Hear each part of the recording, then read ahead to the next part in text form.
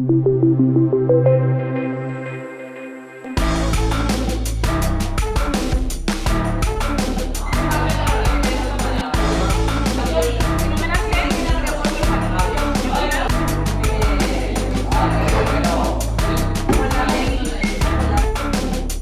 la I, origen del pueblo gitano. India. Dúo musical español compuesto por las hermanas gitanas de apellido Salazar.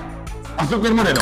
Tus ojos bandidos robaron con cuentos la sangre y la vida de mi corazón. Como sabéis todos y todas, el día 8 de abril se celebra el Día del Pueblo Gitano. Nosotros lo celebramos hoy día 10 porque no tuvimos cole, ¿vale? La introducción de los gitanos en España. Descendemos del subcontinente indio del Punjabi. El 8 de abril de 1971 se proclamó el primer Congreso Mundial de Comunidades Gitanas. Allí se hizo la bandera y el himno. Entonces ahora tiene más sentido que hayamos perdido un poco la lengua, ¿no? ¿Por qué la hemos perdido? Si tú sabes que a tu hijo le van a castigar por hablar en caló, ¿le vas a dejar que hable en caló? No, no se lo vas a enseñar siquiera. Ahora mismo es un delito el odiar a los gitanos, el hablar mal de los gitanos. Hace tiempo atrás no.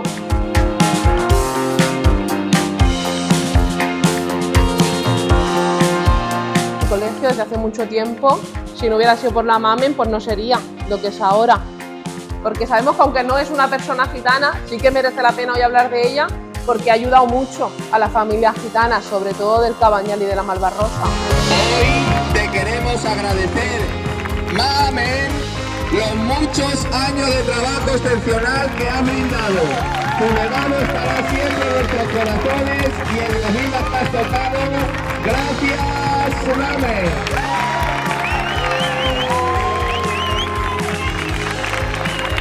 Pasa por aquí, Mamen, por favor. Me han ayudado a conseguirlo, si no yo sola no hubiera podido, evidentemente. Y muchos profes del cole, que cuando les he pedido un favor fuera del horario del cole, siempre han estado ahí ayudándonos por vosotros.